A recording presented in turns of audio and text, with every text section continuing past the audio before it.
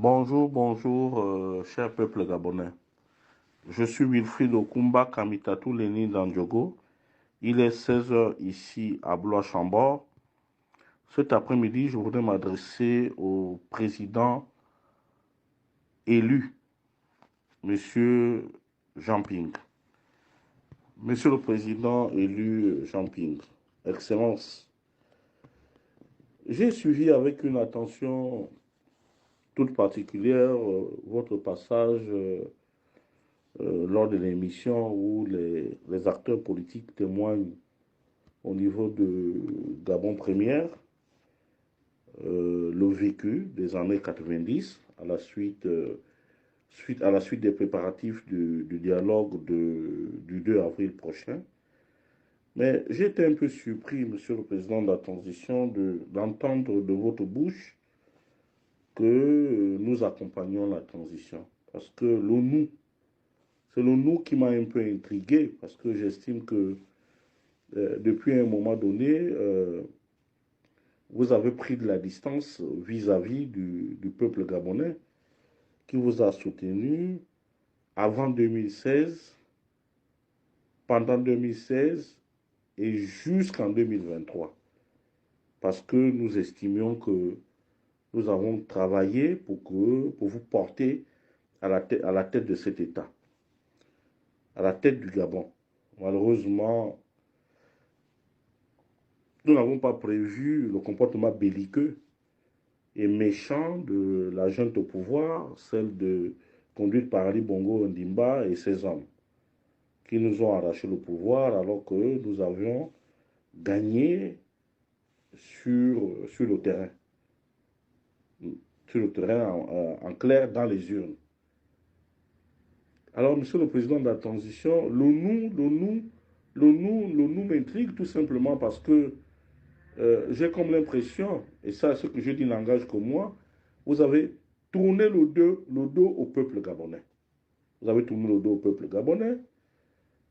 Désormais, vous voyagez, vous venez ici en France, plus personne n'est au courant. Vous avez pris de la distance.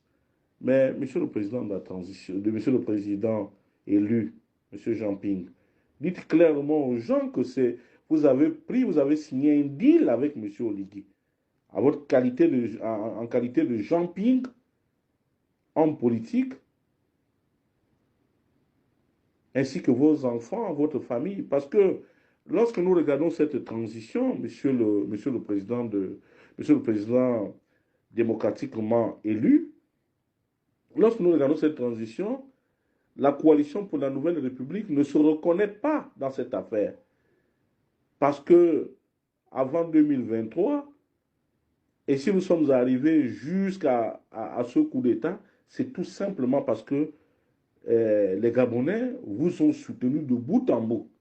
Or, quand vous êtes allé rencontrer M. Oligui, vous vous êtes contenté seulement du tapis rouge qu'il vous a déroulé, vous vous êtes contenté certainement des fonds, puisque là, au Gabon est une maison de verre, qu'il vous a donné pour pouvoir vous rembourser vos frais de campagne.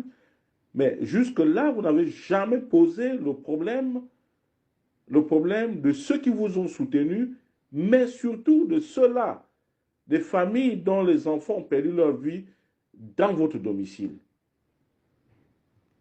Nous constatons pour le regretter que vous vous êtes éclipsé tranquillement. Vous êtes allé rencontrer M. Brice Clotaire Oligui Nguema. Vous êtes allé lui présenter votre fils.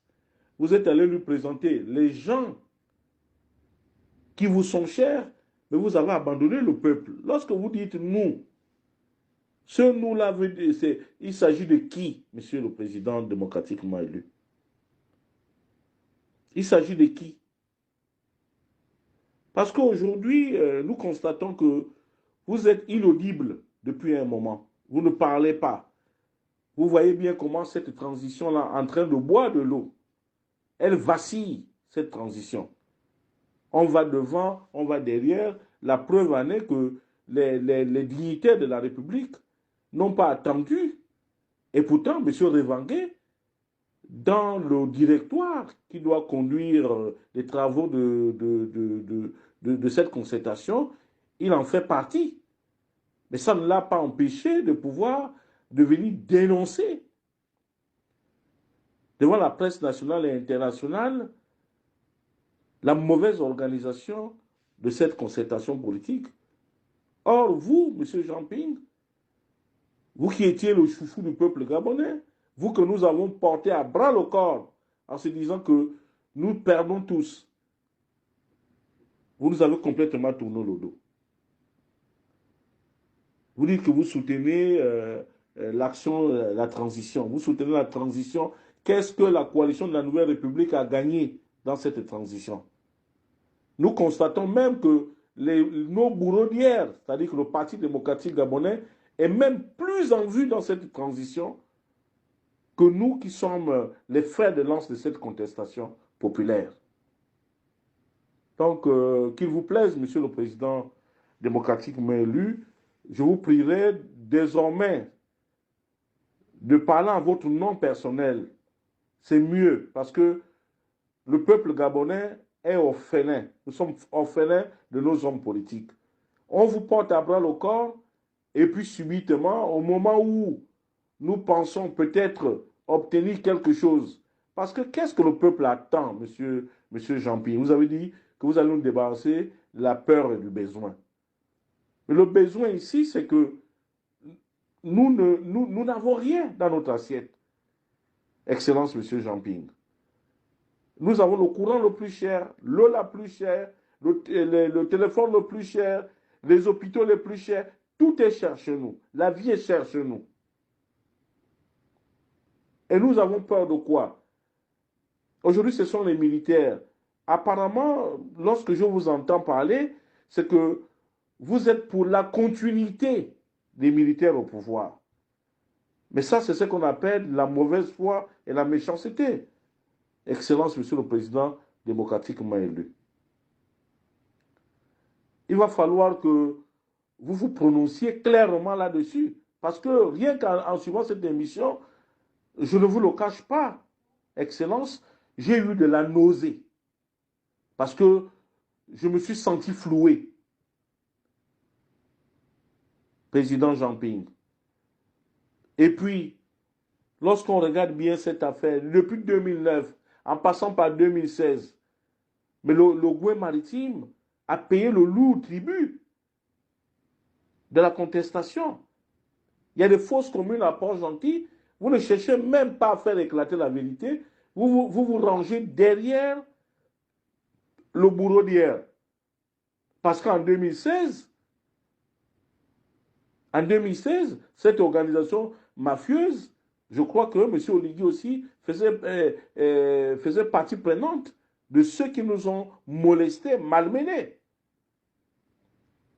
Mais lorsque vous parlez aujourd'hui, c'est qu'ils sont morts, ça c'est leur affaire. Pour moi, la vie continue, la vie de mes enfants. Mais, Monsieur le Président Jean-Ping, vous savez, vous avez de l'expérience, vous êtes un père. Nous avons beaucoup de respect pour vous. Mais sachez que tout se paye ici-bas. Même si vous pensez peut-être avoir roulé le peuple dans la farine, si vous pensez que vous allez vous tirer comme ça avec autant de facilité, mais il existe un être suprême au-dessus de nous. Si vous, Jean-Ping, vous ne payez pas, votre progéniture payera. Ou bien les enfants de vos enfants paieront. La situation du Gabon reste de plus en plus précaire. Nous ne savons pas où nous allons. Mais nous ne pouvons pas donner, nous, au niveau de la coalition pour la Nouvelle République, donner un blanc-seing à une transition parce que M. Ping aurait reçu de l'argent, parce que M. Ping aurait été dédommagé. Et pendant ce temps, les autres continuent à broyer du noir. Est-ce que c'est bien comme ça, M. Jean Ping? J'attends, puisque j'ai d'autres éléments avec moi, j'attends votre réponse. Vous ne pouvez pas vous comporter comme ça. La dernière fois, lorsque la coalition s'est réunie à la Chambre de commerce pour faire la déclaration, vous vous êtes pratiquement désolidarisé.